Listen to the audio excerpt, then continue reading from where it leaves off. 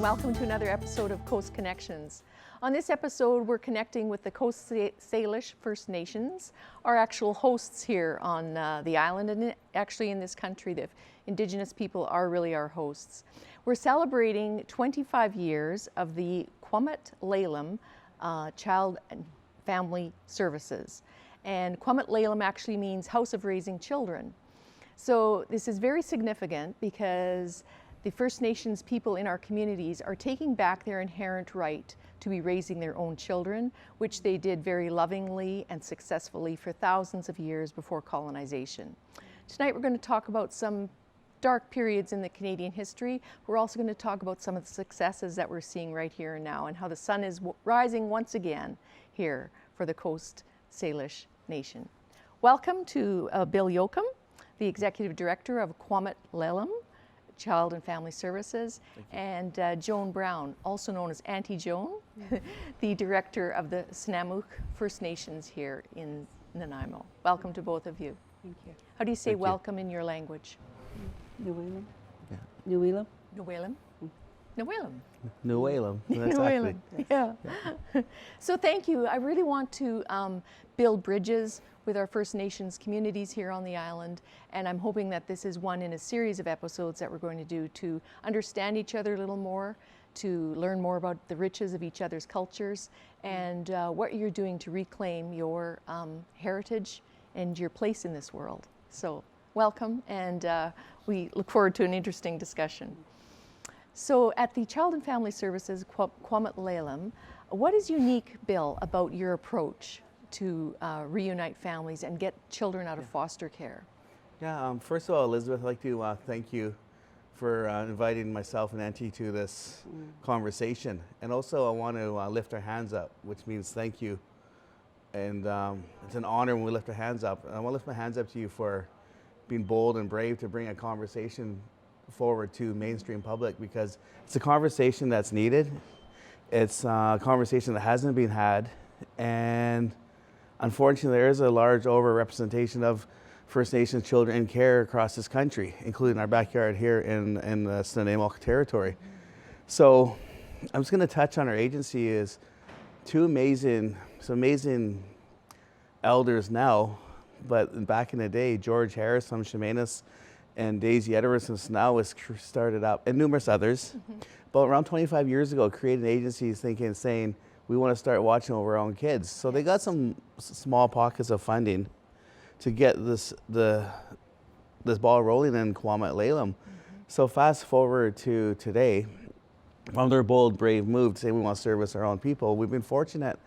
I'm going into my 11th year at the agency, and fortunate where some hard work and some great teachers such as Auntie Joan and numerous other aunties, the matriarchs, we've been fortunate to go forward to do the full realm of the work that's needed, the full realm of child protection. I apologize for the Western lingo, but it's also the world. I walk in both worlds with my job. Yes. I got to balance the teachings of reunify families along with the Western ways of how we got to do our business. So what makes our agency unique, and it feels awkward saying successful because we're dealing with such a difficult issue, because I don't ever want anyone to think we're never going to put our children are a commodity. And I know you're not implying that, but so it's a difficult conversation to be had, but nevertheless, we have a duty to, through colonization, which you elegantly stated, unfortunately there's a dark period. We can go on many subjects on that dark period, but in this case we're talking about child welfare. And through colonization, the Indian Act, residential school, Indian hospitals, simulation, etc., all the above, unfortunately there's a few generations that have struggled and battled their own demons, which we all know all the stuff that comes along with demons, where parenting, they're good people, but parenting sometimes struggles with their demons. So nevertheless, that's one reason there's a lot of numerous children in care, but also, and my own blunt opinion is, there's been probably not great practice of social work over the last 30 years or 20 years since the 60s scoop. But our mandate is to bring kids home our mandate is to reunify our kids with their culture. Our basic slogan, Kw'umut Lelum's children, community, culture. And we have to do all the above, and they're all intertwined. So we're working hard at it. And the system that we work in is somewhat backwards. And I'm not here to throw stones at nobody's system. It's just a system that we have to work in. The government has this extreme struggles as well, and they're probably doing the best they can as well. I'm just fortunate to have people like Auntie Joan to work with. So I go on, but I just want to share what makes us distinct is we have a mandate to return children back to community culture. In this case, families. We are rescinding orders and bringing children back to families that might have been care for 5, 10 years, etc. And parents have rolled up their sleeves and worked on their demons and got to where they need to be. We didn't do it. They get to where they need to be with maybe just some gentle Snaw-naw-as, some teachings and some support. But I get onto that later in the conversation. So, Bill, I just want to backtrack just a little bit because I just want to remind viewers of the cultural genocide that went on here. And as Canadians, we sort of slept through this. And I'll give you an example. When I was a child, I grew up in the prairies, and my parents met a family from the Gleason Reserve near Calgary. And my parents took me and my brother out there one Sunday afternoon. I'm not sure what the reason was, but they went out to visit with these people. And I played with their 2 little children that they had. And we played for an hour or so out there before we left. And I said to my mom when we were driving back, I said, that was so much fun. I said, where do those kids go to school? And she said, I don't know. They must have their own schools. And while we were all living our lives, all of your children were taken away to residential schools. And I just want to remind the viewers of some of these numbers. Over 150 years, 150,000 children were taken to residential schools, mandated by the government. In all, 6,000 of those students died. They never came back. And there's about 80,000 survivors. And in the 60s scoop, which was actually more than 20 years, 20,000 children were taken, and Aboriginal, Native, First Nations children taken and put into the homes of white families. So we've fractured the whole culture. It's been assimilated, punished, murdered, taken, gone. And now we're asking parents who were never parented to parent their own children. And we're saying they can't, so we're fostering them out. 62% of the children in care are Aboriginal, Native, Indigenous children, and they only represent 6% of the population. Clearly there's a problem here. yes. I don't want to really dwell on that. There's been a lot of talk about, people can go on the Truth and Reconciliation website to learn more about the cultural genocide that happened.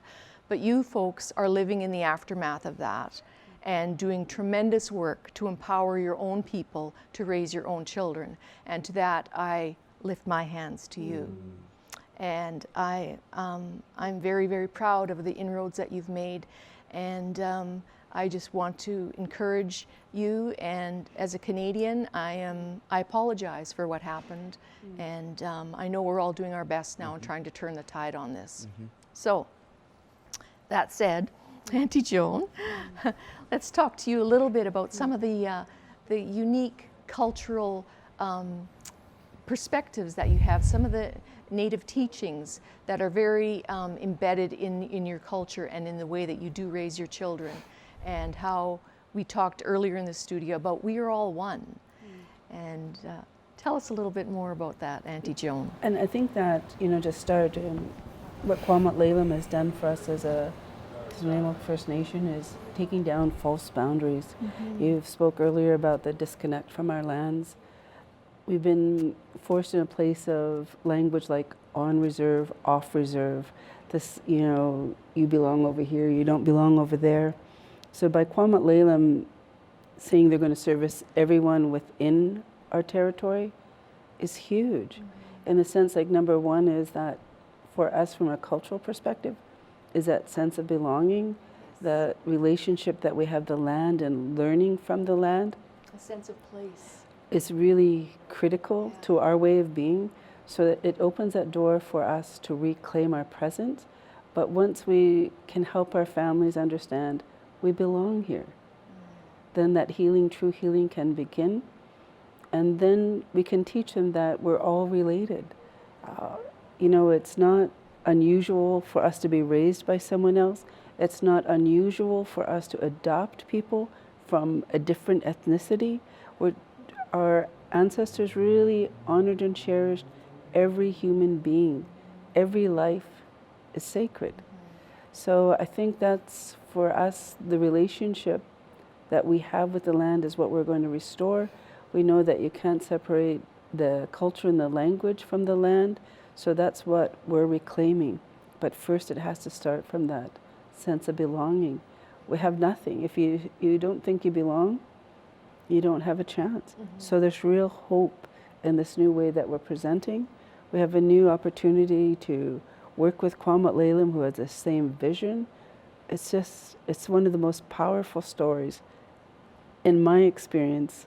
So I'm just so happy to be here. Thank you. Thank you, Joan. And Bill, Kw'umut Lelum represents how many nations? We represent 9 First Nations from Qualicum down to Malhut, excluding Cowichan tribes, as they have their own agency. Yes. And I understand you're also expanding into the Duncan area as well with Yeah, the Kw'umut Lelum? yeah. I'd just like to touch what Auntie just touched on, the boundaries. As pre-contact, we had no boundaries. So we've always been served. We're in sort of caught in two worlds: the Department in Indigenous Service Canada world, and the MCFD, Ministry of Children and Family Development world and that's off reserve. On reserves, the Department of Indigenous Service Canada world.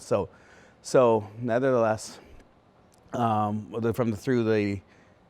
our view and the leadership's view, as we're doing some all right work, and when a chief or a leadership gets someone on the door, call them and say, hey, we need help. And they're like, yeah, absolutely, I'll phone Bill or I'll phone Kw'umut Lelum and we'll get on it. Well, previously, up to just January this year, we couldn't do anything because we never had the mandate to service our members off reserve.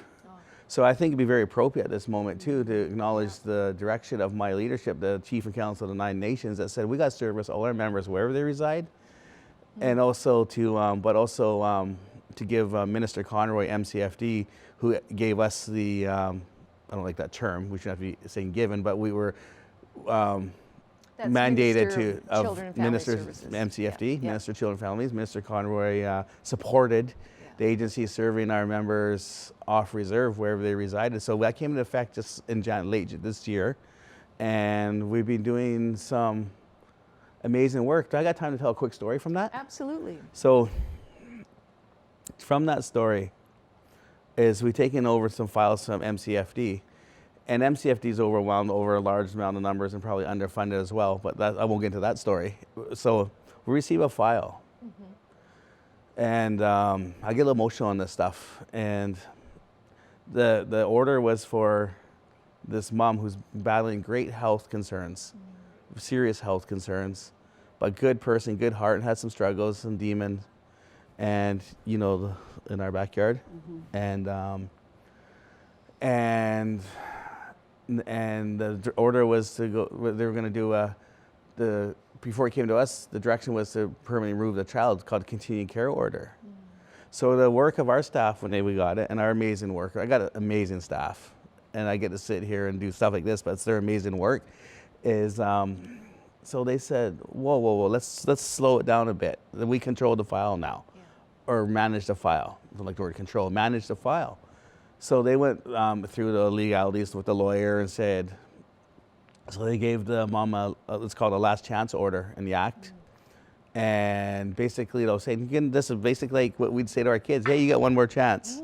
So nevertheless, on this heavy story, the mom did all what she needed to do, just felt supported. Her parents stepped up and felt supported. And the baby I can sit here from the hard work, I don't want to say my staff, but most of the mom and her family, and bringing a circle together. They had a circle and say, let's do this, and put the supports into place. We put the concerns there, but nevertheless, they had a way to work around the concerns. And our whole motto is the circle. Let's talk about that model. I'll just get to Yeah. circle 1 sec. So just finish the story is, so on this Friday they're having a ceremony, small little blanket ceremony for mom and baby as babies return to mom, as the baby should be with mom. And so if we weren't doing the off reserve work, that one story wouldn't happen. So I anticipate many stories like that from being creative work led by our Snaw-naw-as, our teachings in the circle. The circle is very common in many cultures, but it's so simple and it's so profound and it works. So we circle families up and talk about the issue or the concern, and staff sometimes leave the room and just put it on the table and come back. There's a solution. But Auntie would know more about that than myself. We just follow the motto from the wisdom we get from people like Auntie. What kind of wisdom is shared in one of those circles or a blanket circle? I think that if we can go back and think about the ancestors and the model that everyone had to work together and I think really it's reflective of the level of trauma that we're experiencing in our community, and without a doubt what you said is so true, what we have to deal with on a daily basis.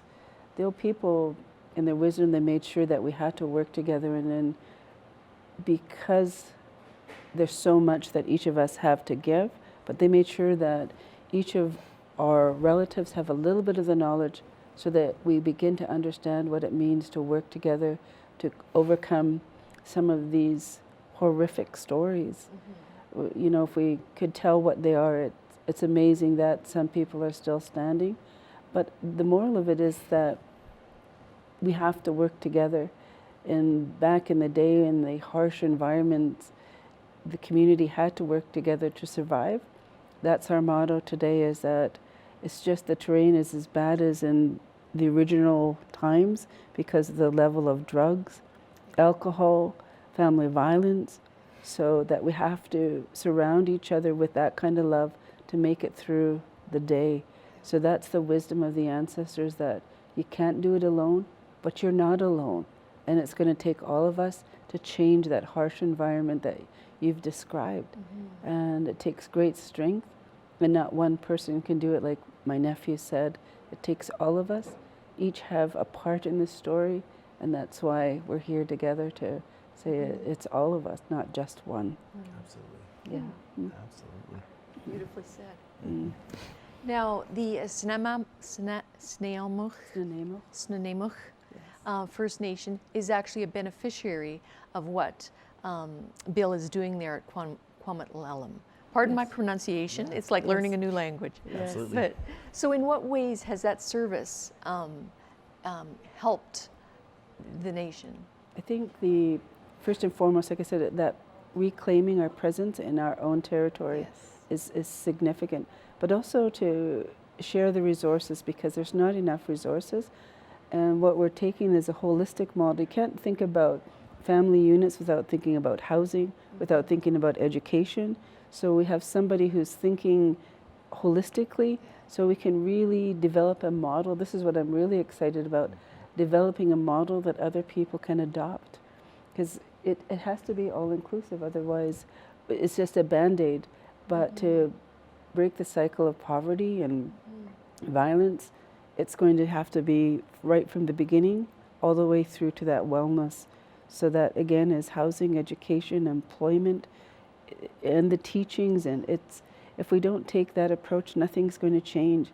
And I really believe it's this generation that has to document and restore and reclaim, so that the younger people that are following have a sense of the experiences that we've had. My nephew's grandfather's time, my parents' time, they were the last fluent speakers. So we have a little bit of their knowledge, but together we'll find that path. And what are you doing to preserve the language? Like, how is that? Because that was something that was completely taken from you. But is it how are you preserving the language that was lost almost? For us, Halkaminum is our language, our Nanaimo. We're looking at developing immersion programs, and so for us, we have to work with other nations because of there's no fluent speakers left. So we find that in the Hulkaminum territory, we have to work with the other nations, but we're fortunate that Kw'umut Lelum is one that can partner with us and share the resources because it takes so much work to revive the language. We're lucky the school district is embracing the language as well, and it's that relationship between land, language, and culture, so that we'd say when the land speaks, it's going to speak Hulkaminum in this territory. Beautiful. Yeah, so that's what it's going to take, is that deeper understanding is going to bring back that fluency that we're so thirsty for. And there's a special event happening on April 26th, is it? Is that the, Yes. what event is that? On April 26th, Nanaimo First Nation, we've done this previously in our other member nations as well, is we're returning home with a homecoming, for lack of a better term, Western term, and where the children involved in our agency are going to be in a traditional ceremony in our longhouse and be on the floor between the fires and going through a very special ceremony in our longhouse, which we can't elaborate right now through our teachings. Yep. But nevertheless, it's very profound, and it will Is that a make them healing? feel part of healing. I'll let Auntie explain more on that piece, but that's what that's what's happening on the 26th, and we're really ecstatic of bringing the children home to our longhouse, traditional home. How many people will be there at a? Well over 100, including guests and bio parents and caregivers, staff, leadership, executives, etc. Yeah. Bill and Joan, what can I do? What can other Canadians do to help this process along, to help the healing, to help the moving forward, to help close this chapter, this very dark chapter? What is it that we can do? I think in regards to child welfare I really appreciate your comments, but the biggest change and turnaround is going to have to be ourselves reclaiming what Auntie said in the territory.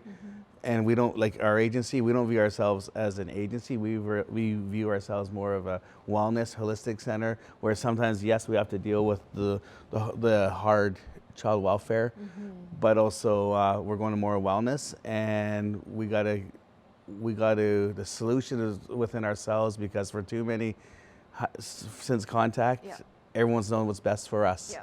And right now, we're serving ourselves. We're proven statistically, energy, all the above, that we're better serving ourselves by ourselves. And the results are there, and we've seen a lot of smiling kids on all our cultural events. When they get in that canoe and around the cultural events, it's just amazing. Yeah. So that's what I think. I appreciate your comment, but the solution is within ourselves. I had the pleasure of meeting Phil Fontaine once, the Assembly of First Nations chief, and I asked him that question as well. And he said, educate yourself.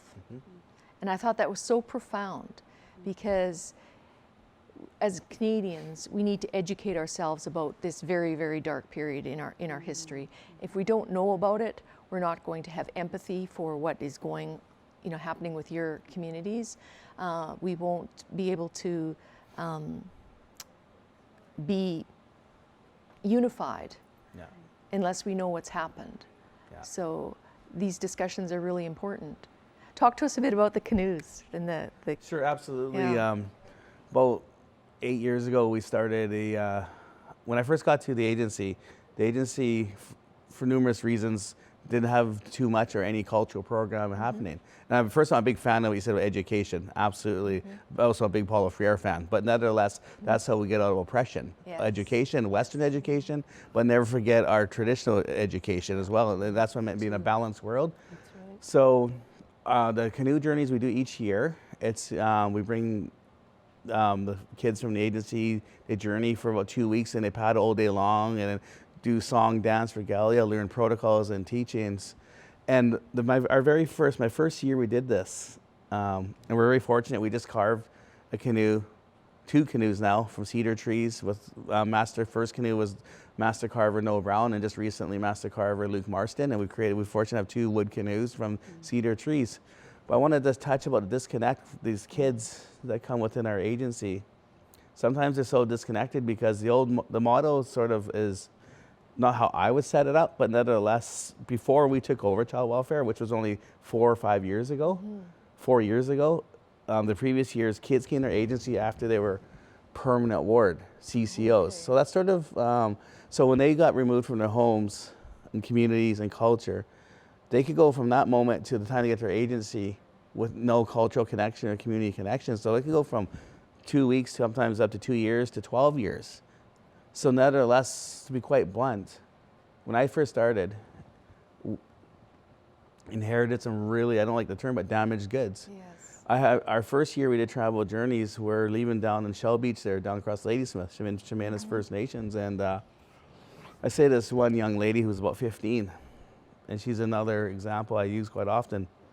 I said to this young lady, I said, because we're handing out the backpacks, the swag for the trip, and the paddles and the teachings and this and that. They've been going training for a bit. And I say, how come you're not going? She looks at me and says, this hits me to the heart every time. She says, why would I go? I hate being effing Indian. This is my 15-year-old girl, young lady. So it hit my inner core. It still hits my inner core right now. I could just, so I didn't react. Yeah.